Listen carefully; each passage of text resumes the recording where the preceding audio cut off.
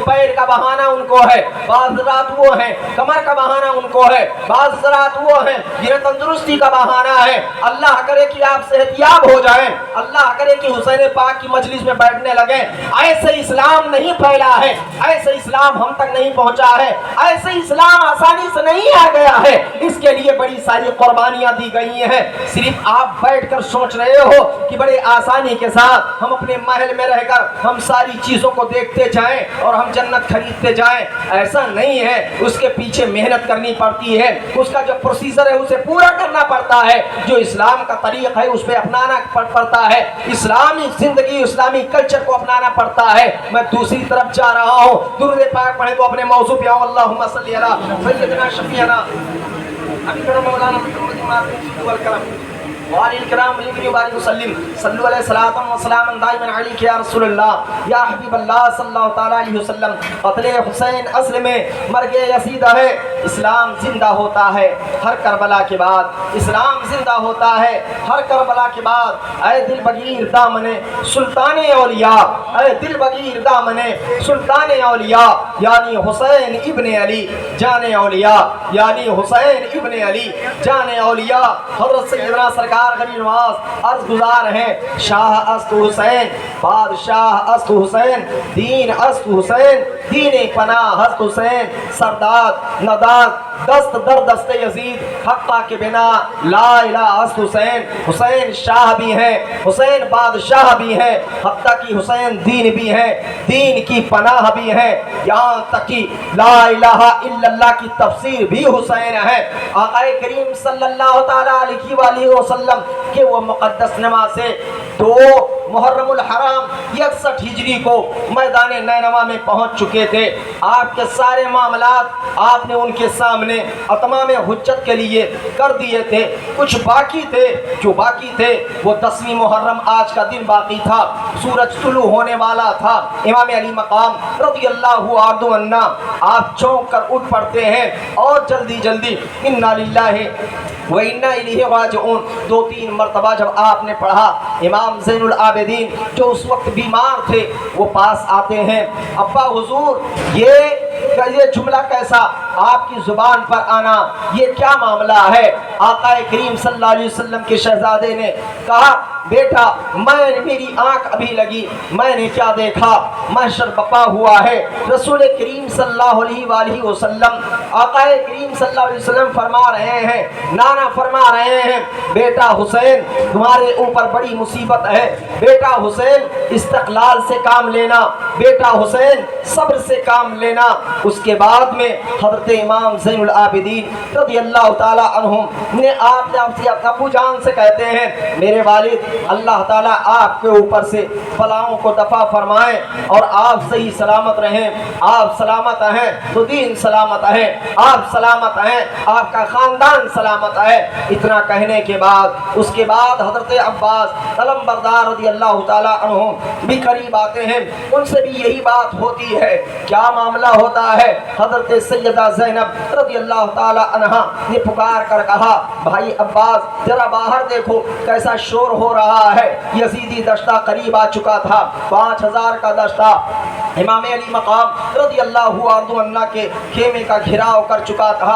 امام علی مقام رضی اللہ عنہ نے فرمایا، اے عمرو بن سعد اب بھی باز آ جا، اس لیے کہ ابھی تیرے لیے راستہ ہے۔ عمرو بن سعد نے کہا، یزید کی بیعت کر لو، اگر یزید کی بیعت کر لیتے ہو تو آپ کے لیے راستہ ہے، ورنہ آپ قتل ہونے کے لیے تیار ہو جاؤ۔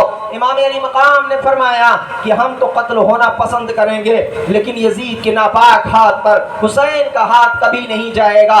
اللہ اکبر۔ امام علی مقام رضی اللہ عنہ نے یہ جب جملہ فرمایا، عمرو بن سعد نے کہا کہ اے یزیدیو، اے کوفہ والو، اے حسینی خیمے والو، گواہ رہنا کہ سب سے پہلا تیر اگر کوئی چلا رہا ہے تو عمرو بن سعد چلا رہا ہے۔ یہ عمرو کون تھا؟ یہ حضرت سعد بن ابی وقاص کا लड़का था।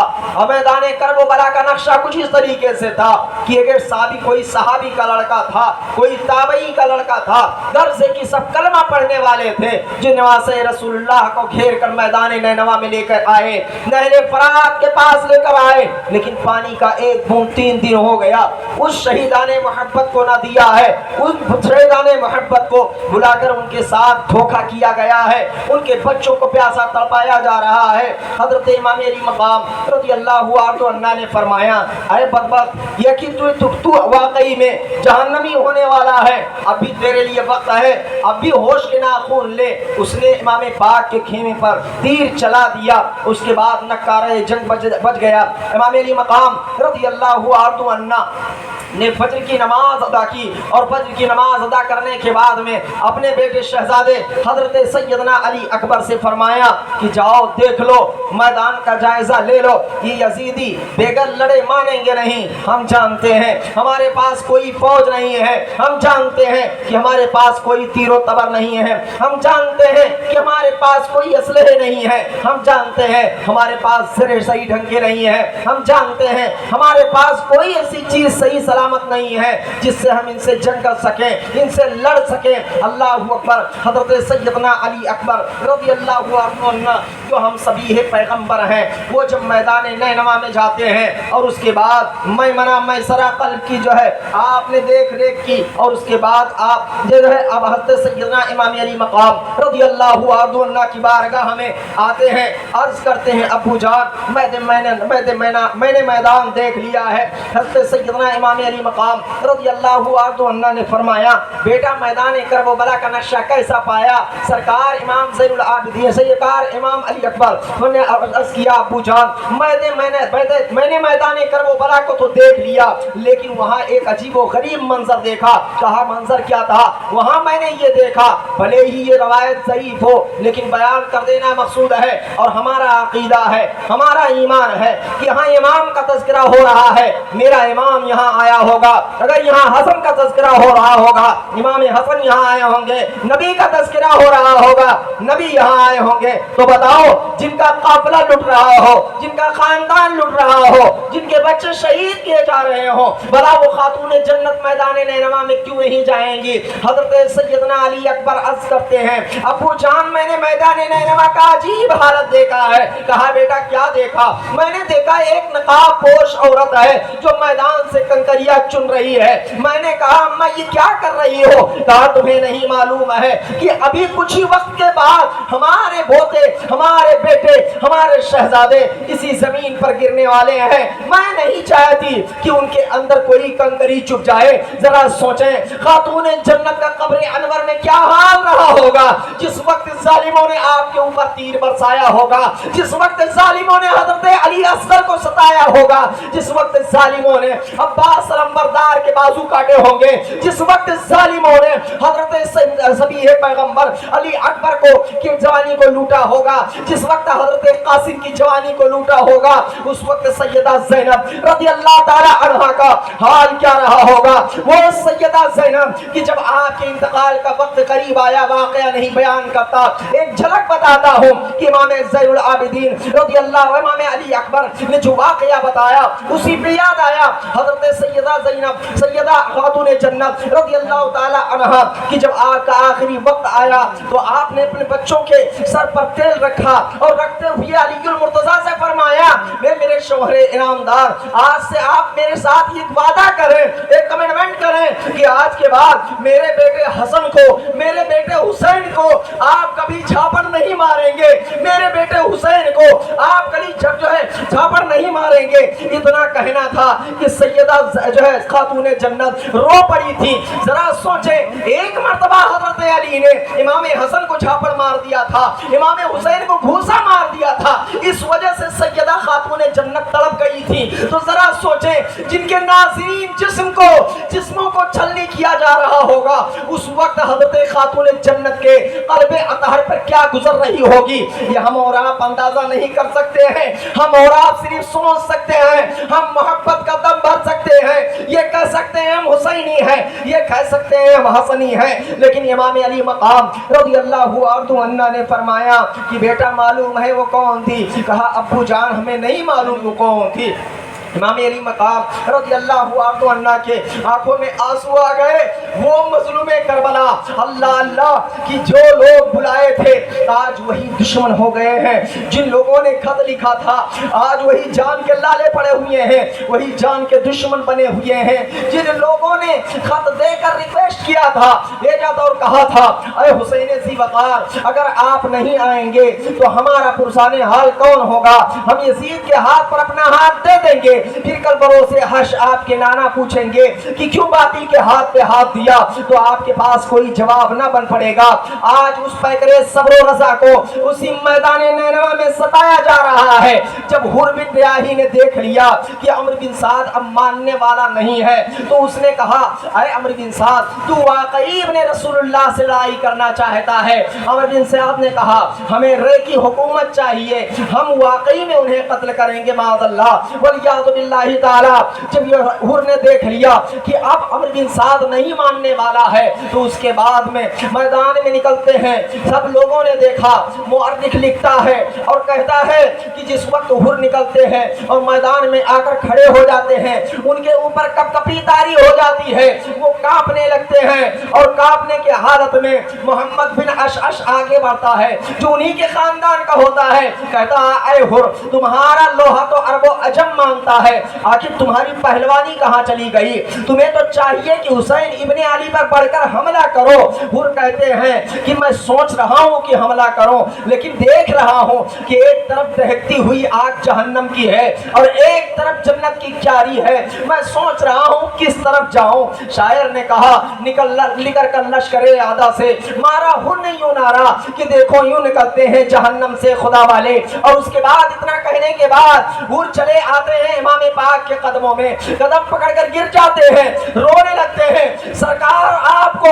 अगर किसी ने नाकाबंदी करके इस जमीन पर पहुंचाया है तो मेरी जात है, अगर वही माफी का परवाना हमारे लिए हो तो आप दे दीजिए, वरना हम अपनी जान कुर्बान करने के लिए आप पर तैयार हैं। फिर मेरा रब मुझे चाहे तो जन्नत दे और चाहे तो जहन्नम दे।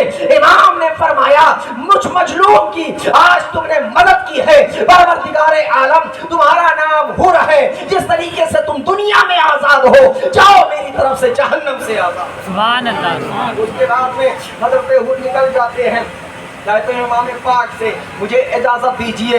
हजरत हुर निकल कर यजीदियों के सामने खड़े हो जाते हैं और लोगों ने देखा, बहुत लोगों ने कहा अरे हुर क्या कह रहे हो, बल्कि उस वक्त जो है शिमर मौजूद था, उस वक्त उबैदुल्लाह इब्ने ज़ियाद मौजूद था, उस वक्त खुली मौजूद था, ये सारे बदबख्त अजली बदबख्त मौजूद थे मैदान नैनवा में। और सब लोग कह रहे थे कि अरे हुर क्या कर रहे हो, आखिर तुम तो इतने जाबाज हो, तुमको इतना दिरहम दिया जाएगा, तुमको इतना दीनार दिया जाएगा, तुमको इतना पैसा दिया जाएगा, तुम्हारे पास इतने गुलाम होंगे, तुम्हारे पास इतने खुदाम होंगे, तुम्हें इतने इतने माल से नवाजा जाएगा। हुर ने कहा जालिमो तुमने इब्ने रसूलुल्लाह को दावत दी, ऐ जालिमो तुमने इब्ने रसूलुल्लाह को कूफा बुलाया, ऐ जालिमो तुमने इब्ने रसूलुल्लाह को मदीना से मक्का आने को मजबूर किया और वहां से कूफा आने पर मजबूर किया। अब जब वो तुम्हारे बुलाने पर चले आए हैं तो तुम लोगों ने उनके साथ धोखा किया है, फरेब किया है। मैं नहीं चाहता हूं कि तुम धोखेबाजों में मेरा भी शुमार हो, लिहाजा मैं तुम जहन्नमियों से निकलकर जन्नतियों की तरफ चले आया हूं। और उसके बाद में हर मबारिस का नारा लगाया और कहा है कोई मेरे मुकाबले में आए। बड़े बड़े शोरमा आए, लेकिन हुर की ताकत का अब अंदाजा देखिए। हजरत हुर के अंदर इतनी ताकत आ गई कि खुद ही बयान करते हैं जब यजीदी लश्कर में मैं था तो मेरी हिम्मत नहीं पड़ रही थी कि हुसैनी खेमे पर एक ایک تیر چلا دوں، لیکن اب جب میں حسینی خیمے کی طرف سے یزیدیوں کے قتل کے لیے نکلا ہوں تو اللہ نے مجھے وہ قوت عطا کر دی ہے، اللہ نے مجھے وہ طاقت عطا کر دی ہے کہ صفوں کو سب کو چیر چیر کر رکھ دیتے ہیں۔ ایسا معلوم پڑ رہا ہے کہ کوئی جو ایک گیدا ہو اور اوپر اچھل رہا ہو، زمین پر گر رہا ہو، اس طریقے سے یزیدیوں کے سر اڑ اڑ کر زمین پر گر رہے تھے۔ وہ ہر کی تلوار تھی۔ آخر وقت وہ آیا کہ ہر کو چاروں طرف سے گھیر لیا گیا اور ناکہ بندی کر دیا گیا، چاروں طرف سے تیروں کی بارش کر دی گئی۔ ہر زخموں سے چور چور امام کی بارگاہ میں پہنچتے ہیں۔ اے امام پاک، آپ نے واقعی مجھے معاف کر دیا ہے۔ روتے ہوئے حضرت ہر نے کہا، اللہ کے رسول صلی اللہ علیہ وسلم کے نواسے نے کہا، میرا وعدہ سچا ہے، میں سچے خاندان کا ہوں جس کے بارے میں ایک مرتبہ میں نے زبان دے دیا ہے۔ ہم آلے نبی ہیں، آلے پیغمبر ہیں، اپنی زبان سے حرم کرتے نہیں ہیں۔ جاؤ، بروز حشر تمہیں کوئی دقت آئے گی تو سب سے پہلے جنت میں تم کو لیے بے گئے حسین ابن علی نہیں جائے گا۔ اتنا کہنا تھا، حر نے پھر ایڑی لگائی اور اس کے بعد میں ایک ظالم نے پیچھے سے وار کیا اور ایک پر جو ہے بھالے کا وار کیا، بھالا آر پار نکل گیا، تلوار سے گردن کاٹ دی گئی۔ حر اس بارے فانی سے ہمیشہ کے لیے دارالبقا کی طرف آپ نے رخصت فرمایا۔ اور یہ انا للہ و انا الیہ راجعون۔ درود پاک اللہم صلی علی سیدنا شفیعنا حبیبنا مولانا محمد مالک الجود والکرم وعلی اکرام دین کی بارک وسلم صلی اللہ علیہ وسلم وسلام دائما علیک یا رسول اللہ صلی اللہ تعالیٰ علیہ وآلہ وسلم۔ وہی میدان نینوا ہے جس کے آس پاس ایک گاؤں ہے اور جن کی شادی ہوئے ابھی 17 دن ہوئے ہیں۔ کون ایسا دنیا کا دولہا ہوگا، کون ایسا اکیلی ماں کا سے اکیلا بیٹا ہوگا، ماں کا اکیلا بیٹا ہوگا جو 17 دن شادی کی ہوئے ہیں، ماں کا صرف اکلوتا سہارا ہے، دنیا میں کوئی نہیں ہے۔ حضرت عبداللہ بن وہب کلبی ہیں، وہ میدان کرب و بلا میں آتے ہیں۔ کس کے ساتھ آتے ہیں؟ اپنی بیوی کے ساتھ آتے ہیں۔ واقعہ بہت لمبا ہے کہ جب ان کی والدہ نے کہا تھا کہ بیٹا ابن رسول اللہ کا قافلہ میدان کرب و بلا میں اتر چکا ہے، میں چاہتی ہوں کہ جاؤ تم ان کی طرف سے لڑو۔ یزیدیوں نے انہیں بلایا ہے، دعوت دی ہے اور آج ان کے ساتھ دھوکہ کر رہے ہیں، فریب کر رہے ہیں۔ اے بیٹا، میں چاہتی ہوں کہ ان کے قدم نازنین پر تم اپنی جان کو قربان کرو تاکہ اللہ تعالیٰ کل بروز حشر شہیدوں کی ماں کے ساتھ ہمیں بھی اٹھائے۔ اتنا کہا تو سعادت مند بیٹے نے کہا تھا، امی جان میں بالکل جانے کے لیے تیار ہوں۔ سبحان اللہ۔ اس کے بعد بی بی سے پوچھا کہ اے میری بیوی، میں جانتا ہوں کہ تو نے اپنے باپ کو چھوڑا میرے لیے، ماں کو چھوڑا میرے لیے، بھائی کو چھوڑا میرے لیے، عیز و اقربا کو چھوڑا میرے لیے، لیکن آج ایک ایسا مسئلہ پیش آ گیا ہے، میری شادی کے بھی 17 دن ہوئے ہیں، ابھی تیرے ہاتھ کی لالی مہندی بھی نہیں گئی ہے، کیا مجھے ایک چیز کے لیے اجازت دے سکتی ہے؟ سعادت مند بی بی نے کہا وہ کیسا معاملہ ہے؟ کہا معاملہ یہ ہے کہ ابن رسول اللہ کا قافلہ میدان کرب و بلا میں اتر چکا ہے، میری ماں نے کہا ان کے قدموں پہ اپنی جان دینے کے لیے۔ اللہ اکبر۔ اس جب سعادت مند بی بی نے سنا، کہا ہم آپ کو اجازت دیتے ہیں لیکن میری طرف سے ایک شرط ہے۔ کہا شرط کیا ہے؟ کہا شرط یہ ہے کہ جس طریقے سے آپ میدان کرب و بلا میں جائیں اس طریقے سے مجھے بھی میدان کرب و بلا میں جانے کی اجازت دیں۔ حضرت عبداللہ بن وہب کلبی نے کہا میں تو یہ نہیں کہہ سکتا، ہاں اتنا ضرور ہے کہ چلو امام پاک کی بارگاہ میں اگر ان کی شریعت میں روا ہوگی تو اجازت دیں گے تو تمہیں بھی میدان کرب و بلا میں اتار دیا جائے گا۔ اللہ اکبر۔ وہ سعادت مند بی بی، وہ سعادت مند شوہر دونوں امام پاک کی بارگاہ میں پہنچے ہیں۔ جب معاملہ رکھتے ہیں، امام پاک نے فرمایا خواتین اسلام کو بے پردہ ہو کر میدان میں نکلنے کی اجازت اسلام نہیں دیتا ہے، ہماری شریعت نہیں دیتی ہے۔ اے میری بہن، تم گھبراؤ نہیں، جس طریقے سے تمہارا شوہر جنت میں جائے گا اسی وقت تم بھی جنت میں جاؤ گی۔ سبحان اللہ۔ حضرت وہب کلبی نکلتے ہیں، یزیدیوں سے جنگ کرتے ہوئے وہ شہید ہو جاتے ہیں۔ جب ان کو خبر ہوتی ہے ان کی بیوی کو کہ میرا شوہر شہید کر دیا گیا، جلدی سے ایک لکڑی اٹھاتی ہے، میدان کی طرف بھاگتی ہے، ایک آہ مارتی ہے اور روح قبض سے انسلی سے پرواز کر جاتی ہے۔ اور یہ انا للہ و انا الیہ راجعون۔ اس سے پہلے بہت سارے لوگوں کی شہادت ہو چکی ہے، مگر جو ہے کوفہ میں درود پاک ایک مرتبہ پڑھے، اللہم صلی علی سیدنا شفیعنا حبیبنا مولانا محمد مادن الجود والکرم وعلیہ الکرام صلی اللہ علیہ وسلم۔ جانثاران امام علی مقام رضی اللہ عنہ یکے بعد دیگرے امام پاک کے قدم پر اپنی جانوں کو قربان کرتے رہے۔ اب باری آ گئی ہے اس ہاشمی خاندان کی جس کا دنیا میں تذکرہ ہو رہا ہے۔ اب باری آ گئی ہے خاندان نبوت کے ان مہکتے ہوئے پھولوں کی جنہیں 3 دن بھوکا اور پیاسا رکھا گیا۔ حضرت عقیل کے شہزادے نکلے، حضرت عثمان بن عقیل، حضرت عمر بن عقیل اور حضرت ابو بکر بن عقیل، حضرت عبداللہ بن عقیل، اور ایک 5ویں جو پہلے شہید ہوئے تھے جنہیں حضرت مسلم بن عقیل کہا جاتا ہے۔ یہ چاروں شہزادے نکلے، اور یہ جب ہاشمی خاندان کے چاروں شہزادے نکلتے ہیں نا تو پورے کربلا میں کہرام مچ جاتا ہے، یزیدیوں میں کہرام مچ جاتا ہے۔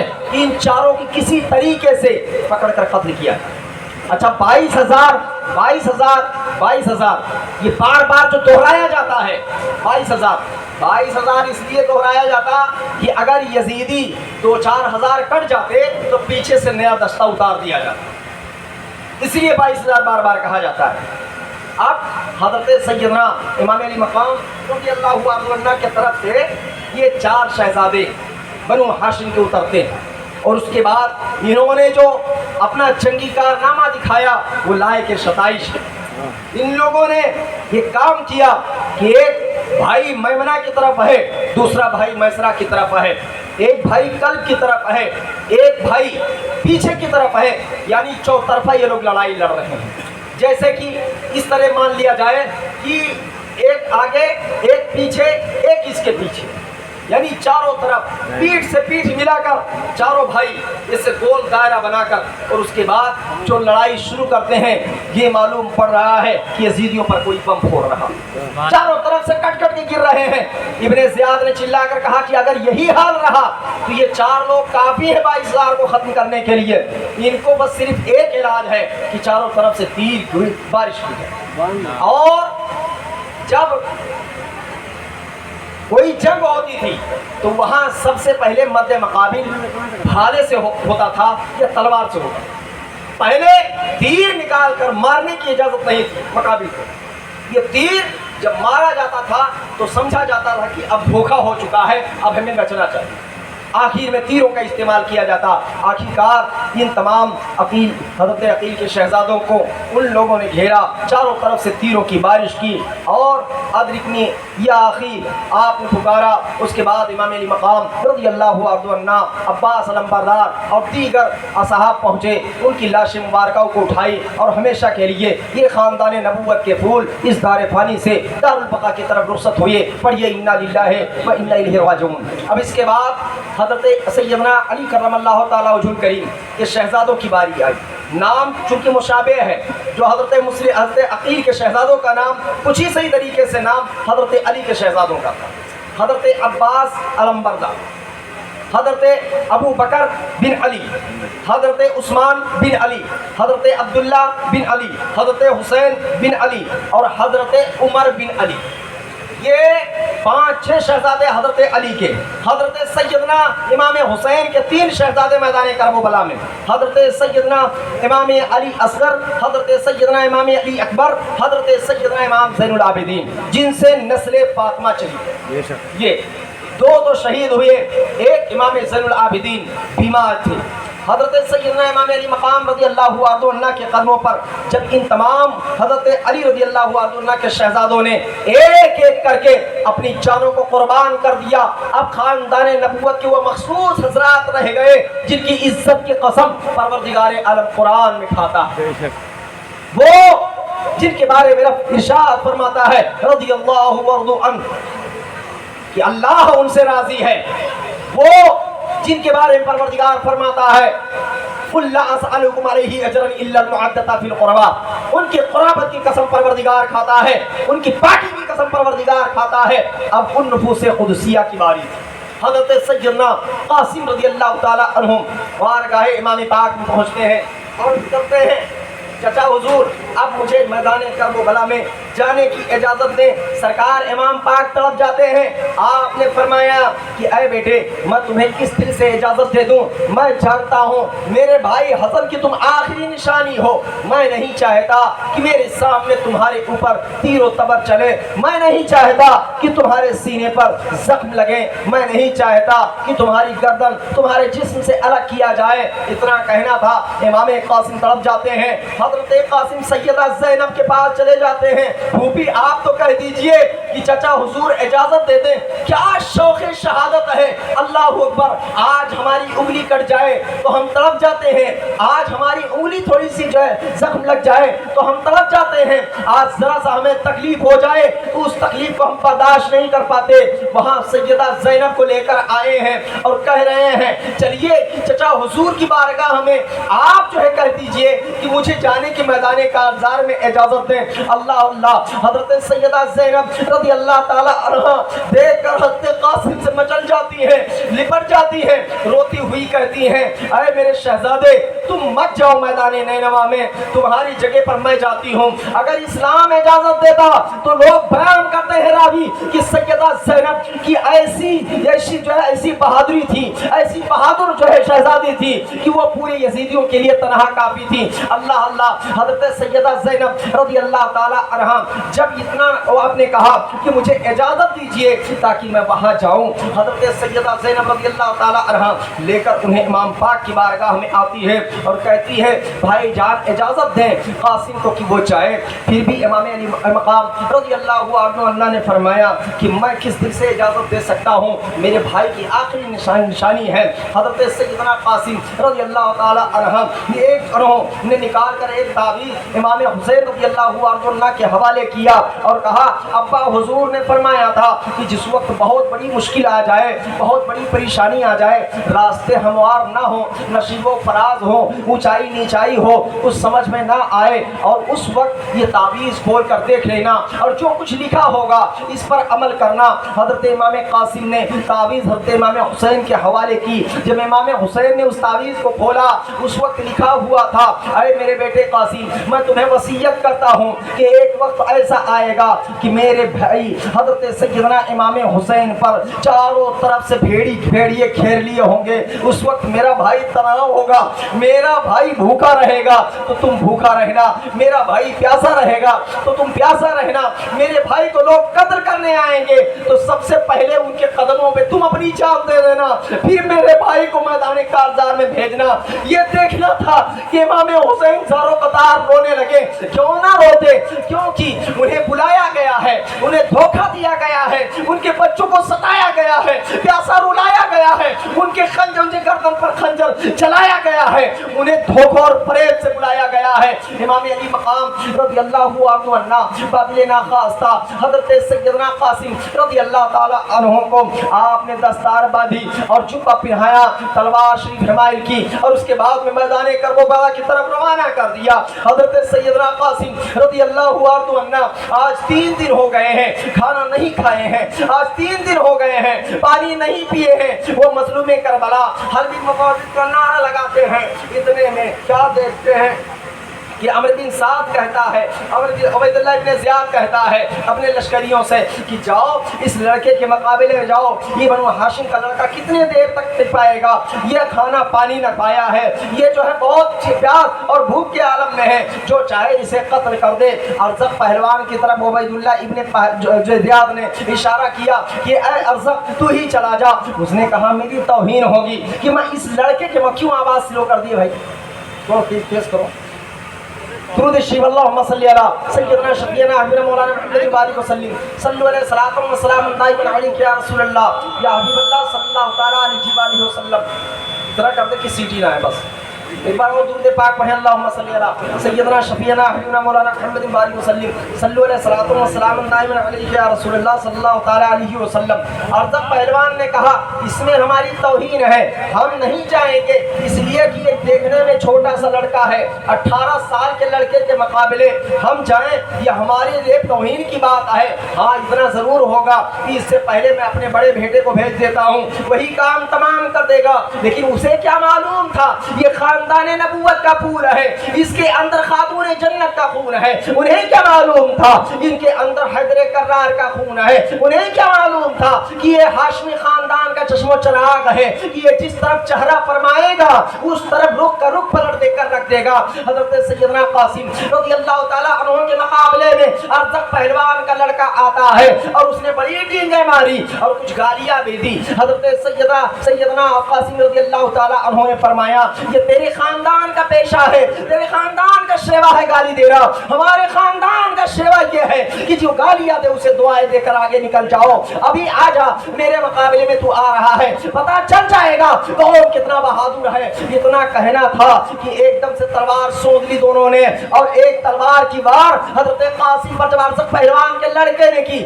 آپ نے بچایا، اور ایک جچی ہوئی تلوار ماری۔ تاریخ نے دیکھا، زمین کوفہ نے دیکھا، اس آسمان نے دیکھا، اس زمین نے دیکھا کہ قاسم کے ایک ہی وار سے اس پہلوان کا لڑکا دو ٹکڑے ہوتا نظر آیا۔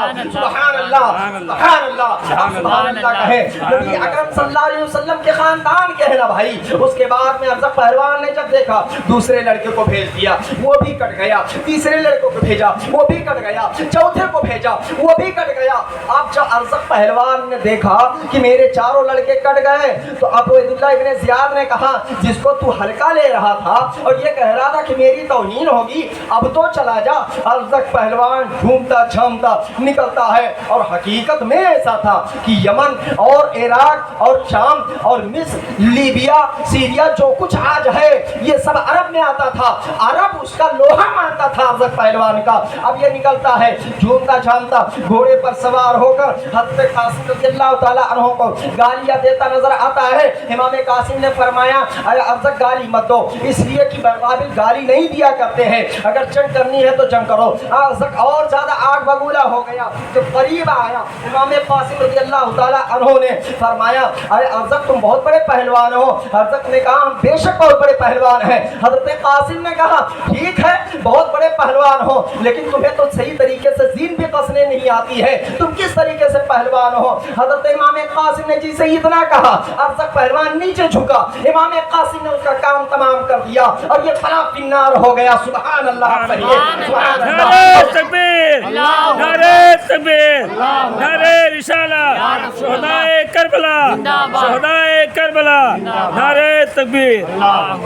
یہ ایک حربہ ہوتا ہے کہ اپنے مقابل کو، یہ دھوکہ نہیں ہے بلکہ میدان جنگ میں یہ ایک طریقہ ہے جو اختیار کیا جاتا ہے کہ اپنے مقابل کو پچھاڑنے کے لیے۔ حضرت امام قاسم نے جب اس کو سب کو ختم کر دیا تو اس کے بعد میں پھر آپ نے حلب مبارز کا نعرہ لگایا، ہے جو کوئی میرے مقابلے میں آئے۔ عبیداللہ ابن زیاد نے کہا کوئی ہے جو اس لڑکے کے مقابلے میں جا سکتا ہے؟ اب سب کو جیسے لگتا ہے کہ سانپ سونگ گیا ہو، یزیدی کوئی نہیں بول رہے ہیں۔ اب عبیداللہ ابن زیاد نے کہا جو اس کے مقابلے میں جائے گا اسے 10,000 دینار دیا جائے گا، 10,000 درہم دیا جائے گا۔ لالچی کتے آگے بڑھے، 1,000 کا فوج لے کر ایک اشقیہ آگے بڑھا، حضرت سیدنا امام قاسم رضی اللہ عنہ آگے بڑھے، اور ان کا آپ نے اس طریقے سے اور جمع مردی کے ساتھ مقابلہ کیا کہ زمین کربلا نے دیکھا کہ واقعی یہ کوئی ہے تو حیدر کرار کا خون دوڑ رہا ہے، واقعی یہ کوئی ہے کہ ہاشمی خاندان کا خون دوڑ رہا ہے کہ اس طریقے سے حملہ کی چاپ کچھ سورج بھی مرجھاتا نظر آئے۔ حضرت قاسم رضی اللہ عنہ کی اس تلوار بازی کے سامنے آخرکار وہ ہوا کہ پیاس کی شدت بڑھی، امام قاسم نے ایڈ لگائی، امام پاک کی بارگاہ میں آئے، الاتش یا اما ہو الاتش، الاتش الاتش یا اما ہو الاتش، اے میرے چاچا جان پیاس سے میں تڑپ رہا ہوں۔ حضرت سیدنا امام حسین نے فرمایا بیٹا قاسم اب زیادہ دور نہیں ہو حوض کوثر سے، نانا جان تمہارا انتظار کر رہے ہیں، بس جاؤ گلا کٹاؤ شہید ہو جاؤ، اور اس کے بعد میں نانا جان کے ہاتھوں سے حوض کوثر جو ہے جا کر نوش فرماؤ۔ سبحان اللہ، سبحان اللہ۔ حضرت امام قاسم رضی اللہ عنہ پھر میدان کربلا کی طرف کا رخ کرتے ہیں، اور آپ اس وقت جو ہے حرب مبارز کا نعرہ نہ لگائیں بلکہ یزیدی دستے میں روایت میں آتا ہے گھس جاتے ہیں، اور یزیدی دستے کا جو آخری صف ہوتا ہے امام قاسم وہاں تک کاٹتے چلے جاتے ہیں۔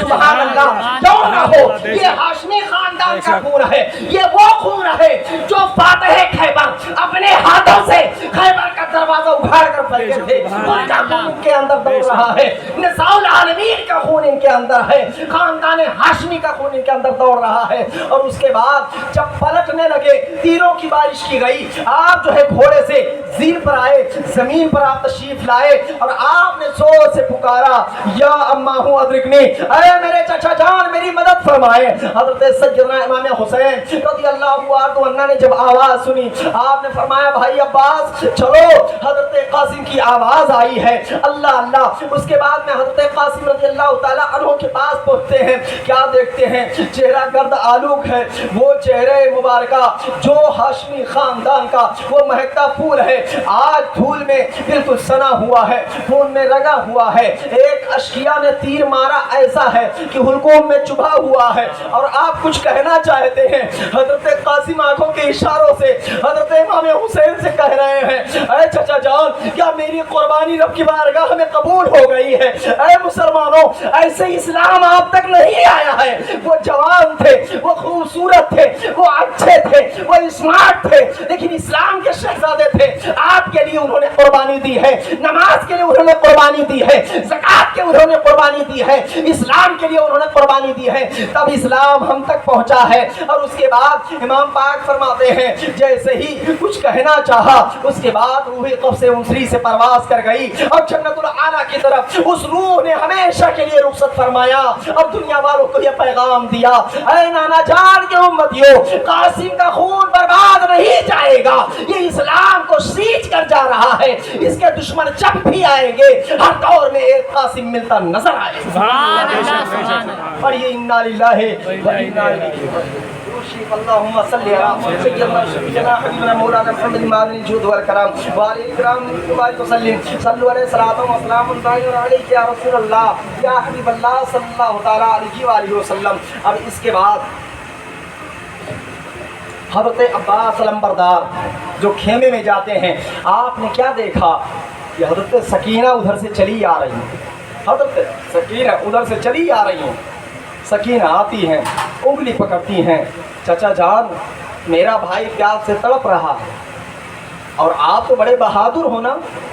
ہاں بیٹا ہم بے شک بہادر ہیں۔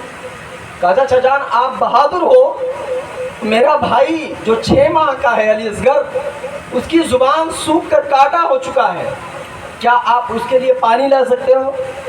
کہاں بیٹا ہم پانی لانے کی کوشش کریں گے۔ امام پاک کی بارگاہ میں پہنچ جاتے ہیں، اے میرے بھائی اب مجھے نہر فرات پر جانے کی اجازت دیں، اس لیے کہ سکینہ نے جو بات کہی ہے اب میرے دل پر نشتر کی طرح چبھ رہے ہیں، سرکار مجھے جانے کی اجازت دیں۔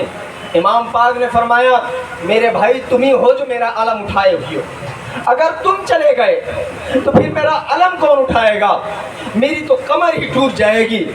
تم قمر بنی عباس ہو، سبحان اللہ، قمر بنی ہاشم ہو، چونکہ حضرت عباس رضی اللہ تعالیٰ عنہ بنو ہاشم میں بہت ہی خوبصورت تھے، اتنی زیادہ خوبصورت تھے کہ انہیں قمر بنی ہاشم کہا جاتا تھا، یعنی بنو ہاشم کا چاند، سبحان اللہ۔ اس کے بعد میں حضرت عباس رضی اللہ تعالیٰ عنہ نے جب یہ کہا کہ اے بھائی جان میں اپنے سے نہیں جا رہا ہوں، سکینہ کا پیاس اب دیکھا نہیں جاتا ہے، اس کی لڑکھڑاتی ہوئی زبان نے جو کچھ کہا ہے مجھ سے وہ اب مجھ سے برداشت نہیں ہوتا ہے۔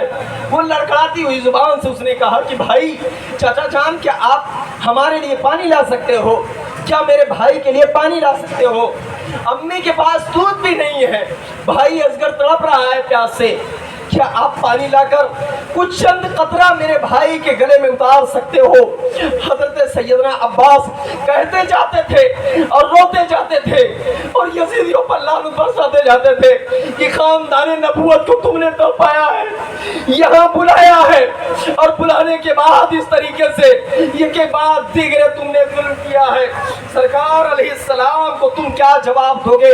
حضرت قاسم رضی اللہ عنہ کو تم نے شہید کر دیا۔ اب حضرت عباس کہتے ہیں اے امام پاک، اے میرے برادر محترم، اب مجھے میدان کربلا میں جانے کی اجازت دیں تاکہ میں پانی حضرت سیدہ سکینہ کے لیے لے کر آؤں۔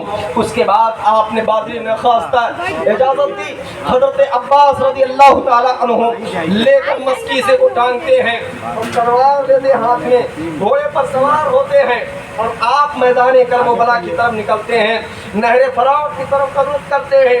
آپ نے کیا دیکھا کہ نہر فرات پر پہلا ظالموں نے پہلے سے جو بٹھا رکھا تھا اس میں اور شدت کر دی ہے، اور سب لوگوں نے دیکھا امام علی مقام رضی اللہ عنہ کی طرف سے جب حضرت عباس رضی اللہ عنہ پانی لینے کے لیے نہر فرات کی طرف بڑھنے لگے، عبید اللہ ابن زیاد نے چلا کر کہا کہ خبردار انہیں نہر فرات کے قریب نہ جانے دیا جائے، لیکن انہیں کیا معلوم تھا کہ یہ ہاشمی خاندان کے ہیں، ان کے اندر ایسا خون دوڑ رہا ہے جو کبھی ٹھنڈا نہیں ہوتا۔ اس کے بعد حضرت عباس نے تلوار کا وہ جوہر دکھایا، تلوار کا وہ کمال دکھایا کہ آپ کا گھوڑا نہر فرات تک جا پہنچا۔ سبحان اللہ۔ جب گھوڑا نہر فرات کو پہنچ گیا تو مسکیزہ آپ نے نہر فرات میں ڈال دیا، مسکیزہ بھر کے آپ نے داہنے کندھے پر لٹکایا، اور اس کے بعد میں آپ نے گھوڑے کو کہا کہ تو پانی پی لے۔ گھوڑے نے بھی پانی سے منہ کو ہٹا لیا، گویا اسے بھی معلوم تھا کہ ہم حسینی ہیں، حسینی، ہم یزیدی نہیں بننا چاہتے ہیں۔ جانور کو بھی معلوم ہے میدان نینوا میں کہ اگر ہم پانی پی لیں گے تو حسین کے حق میں ناانصافی ہوگی، حسین کے ہم ساتھی باقی نہ رہیں گے۔ حضرت سید عالم صلی اللہ تعالیٰ علیہ وسلم کا یہ خاندان میدان نینوا میں کس طریقے سے، کس امتحان سے گزر رہا ہے۔ اب اس کے بعد حضرت عباس رضی اللہ تعالیٰ عنہم خود پانی لیتے ہیں اور سوچتے ہیں میں ہی پیاسا ہوں، میں ہی پی لوں، لیکن جیسے ہی پانی اٹھایا ہاتھ میں، چہرہ حضرت سیدہ سکینہ رضی اللہ تعالیٰ عنہ کا نظر آیا، پیاس حضرت سیدنا علی اصغر کی نظر آئی، پانی کو چھوڑ دیا اور آپ نے فرمایا اے بحر فرات، تیری قسمت میں نہیں ہے کہ لب عباس سے تو لگ جائے، جا میں تجھے آزاد کرتا ہوں۔ جب تک سکینہ کو پانی نہ دے دوں، جب تک علی اصغر کو پانی نہ دے دوں، جب تک اہل بیت نبوت میں پانی نہ پہنچا دوں، تب تک عباس کے اوپر تو حرام ہے کہ میں تیرا پانی پی لوں۔ اللہ اکبر۔ اس کے بعد حضرت عباس علمبردار نے مسکیزہ لٹکایا اور لٹکانے کے بعد گھوڑے کو ایڑ لگایا، آپ ظالموں کو کاٹتے ہوئے نکلتے جا رہے تھے کہ ایک دم سے عبید اللہ ابن زیاد نے چلا کر کہا کہ ایک مرتبہ تو وہاں تک پہنچنے دیا تم لوگوں نے، لیکن اگر اس بار اگر خیمہ حسینی تک پانی پہنچ گیا تو یہ جان لو یزیدیوں کی خیر نہیں ہے۔ یہ لوگ ایسے ہیں کہ تم 22,000 نہیں 22 لاکھ آ جاؤ، یہ تم لوگوں کو ختم کرنے کے لیے کافی ہیں۔ یہ ہراس، یہ ظلم کرنے کے بعد بھی یہ خوف، ان کو یہ خوف تھا کہ اگر خیمہ حسینی میں پانی پہنچ گیا تو جان لو ہمارے اوپر عذاب الہی مسلط ہو جائے گا۔ اس کے بعد ظالموں نے یہ کیا کہ حضرت عباس علمبردار رضی اللہ عنہ کے بازو پر کسی ظالم نے تلوار ماری، تلوار کا بازو کٹ گیا، آپ نے جلدی مسکیزہ اٹھا کر بائیں کندھے پر لٹکا لیا اور اس گھوڑے کی سین کو آپ نے دانتوں سے پکڑا، آپ آگے لے کر چلے جا رہے ہیں، تلوار کا بھی جوہر دکھا رہے ہیں۔ ایک اشقیہ نے ایک تلوار کی وار ماری، آپ کا بایاں بازو بھی کٹ گیا، یہاں تک کہ آپ نے جلدی سے مسکیزے کو اپنے دانتوں سے دبوچ لیا، زین کو آزاد کر دیا، اور اب بھی چاہتے ہیں کہ کسی طریقے سے خیمہ حسینی تک پانی پہنچ جائے تاکہ امام علی مقام رضی اللہ عنہ کے وہ شہزادے پانی کا تو قطرہ پا جائے تو ان کے لیے زندگی آ جائے۔ اللہ اللہ۔ حضرت عباس علمبردار رضی اللہ تعالیٰ عنہم یہ سوچ کر آگے بڑھ رہے ہیں بھلے میرا دایاں بازو کٹ گیا، بھلے میرا بایاں بازو کٹ گیا، مجھے پرواہ نہیں ہے، لیکن خیمہ حسینی تک میرے سینے پہ لگا ہوا پانی پہنچ جائے۔ حضرت سیدنا عباس رضی اللہ تعالیٰ عنہ یہ سوچ کر آگے بڑھ رہے ہیں، ایک ظالم نے ایک تیر کا نشانہ ایسا لگایا جو سیدھا مسکیزے سے لگتا ہوا آپ کے سینے میں پیوست ہو گیا اور سارا پانی زمین پر گر گیا۔ جب پانی کو زمین پر حضرت عباس نے گرتے دیکھا تو پکار کر کہا اے سکینہ تیرا چچا بے بس ہو گیا، اے سکینہ تیرا چچا لاچار ہو گیا، اے سکینہ تجھ تک پانی تیرا چچا نہیں پہنچا پائے گا، ادرکنی یا اخی، اے میرے بھائی میری مدد فرمائیں۔ حضرت سیدنا امام علی مقام رضی اللہ عنہ نے جب حضرت عباس کو اس حالت میں دیکھا تو آپ کی کمر ٹوٹ گئی اور آپ نے پکار کر کہا اے میرے بھائی، آپ میرے علم اٹھانے والے تھے، اے میرے بھائی آپ میرے سہارے تھے، اے میرے بھائی آپ تو میرے دست و بازو تھے، آپ جا رہے ہو۔ حضرت سیدنا عباس علمبردار کی آنکھوں میں اس وقت آنسو نکل رہے ہیں اور روتے ہوئے کہہ رہے ہیں بھائی جان سکینہ سے کہنا کہ مجھے معاف کر دے، میں وعدہ کر کے آیا تھا سکینہ سے کہ میں پانی لے کر آؤں گا، لیکن میں اسے اس تک پانی نہیں پہنچا پایا، اصغر کے لیے پانی نہیں لے جا سکا، اتنا کہنا تھا۔ کہتے کہتے آپ کی روح اب سے انسری سے اور اس جھمیلے والی دنیا سے ہمیشہ کے لیے آزاد ہو گئی اور جنت الاعلیٰ کی طرف اس نے رخ کیا۔ اور یہ انا للہ و انا الیہ راجعون درود پاک۔ اللہم صلی علی سیدنا شفیعنا حبیبنا مولانا محمد کرم وعلی الکرام مہدی مبارک وسلم صلی علیہ الصلوۃ والسلام دائما علیک یا رسول اللہ یا حبیب اللہ صلی اللہ تعالیٰ علیہ وآلہ وسلم۔ اب حضرت عباس علمبردار رضی اللہ عنہ جب شہید ہو گئے تو امام پاک رضی اللہ عنہ نے سوچا کہ اب چلیں ہم میدان کارزار میں چلیں۔ حضرت امام علی مقام رضی اللہ عنہ کو جیسے ہی علی اکبر نے تیار ہوتے دیکھا، جلدی سے آپ سامنے پہنچ جاتے ہیں اور فرماتے ہیں، عرض کرتے ہیں ابو حضور آپ کہاں جا رہے ہیں؟ آپ میدان کارزار میں نہ جائیں، آپ مجھے جانے کی اجازت دیں۔ آپ نے فرمایا میرے بیٹے میں تمہیں کس دل سے اجازت دے سکتا ہوں، اس لیے کہ تم ہم شبیہ پیغمبر ہو۔ جب مدینہ والوں کو رسول کریم صلی اللہ علیہ وسلم کی یاد آتی تھی تو تمہارے چہرے کو دیکھ لیتے تھے، رسول کی یاد جاتی رہتی تھی۔ تمہیں رسول کریم صلی اللہ علیہ وسلم کی تصویر کہا جاتا ہے۔ اے میرے بیٹے میں تمہیں میدان کربلا میں خاک و خون کے درمیان تڑپتا نہیں دیکھ سکتا، لیکن جب بیٹے نے زیادہ اصرار کیا تو اس کے بعد حضرت سیدنا امام علی مقام رضی اللہ عنہ نے یمنی دستار آپ کے سر پر جو ہے باندھا اور اس کے بعد بھی اپنا جبہ مبارک پہنایا اور تلوار شریف حمائل کی کمر میں پٹکا باندھ دیا اور گھوڑے پر سوار کر دیا اور رب کے حوالے کر دیا کہ اے پروردگار میرے بچے کی قربانی قبول فرما۔ اس کے بعد حضرت سیدنا علی اکبر رضی اللہ عنہ میدان کربلا کی طرف نکلے۔ حلب مبارز کا جس وقت آپ نے نعرہ لگایا یزیدیوں کی طرف سے ایک ہاہاکار مچ گیا۔ کیوں ہاہاکار مچا تھا؟ آخر کیا وجہ تھی؟ کیوں لوگ ہاہاکار مچا رہے تھے؟ وجہ یہ تھی کہ یزیدی کہہ رہے تھے کہ میدان کربلا میں رسول کریم صلی اللہ علیہ وسلم اتر آئے ہیں۔ اللہ اللہ، لوگوں نے کہا کہ نہیں، کسی نے کہا یہ علی اکبر ہے، کسی نے کہا نہیں رسول اللہ ہے۔ آخر کار ان لوگوں نے فیصلہ کر ہی لیا کہ امام حسین کے شہزادے حضرت سیدنا علی اکبر ہیں، میدان میں آئے ہیں مقابل کے لیے۔ لیکن اب ادب رسول کی وجہ سے وہ لوگ مقابلے میں نہیں آ رہے تھے۔ ایک دو پہلوان جو ان لوگوں نے حضرت علی اکبر رضی اللہ عنہ کا سامنا کرنا چاہا تو امام علی اکبر نے انہیں فلا فنار کیا۔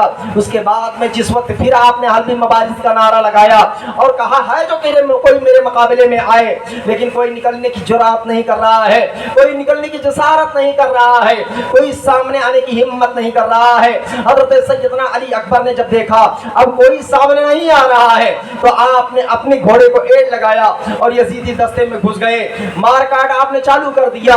اس وقت یزیدیوں کے سر ایسے اڑ رہے تھے کہ جیسے گیدے اڑا کرتے ہیں۔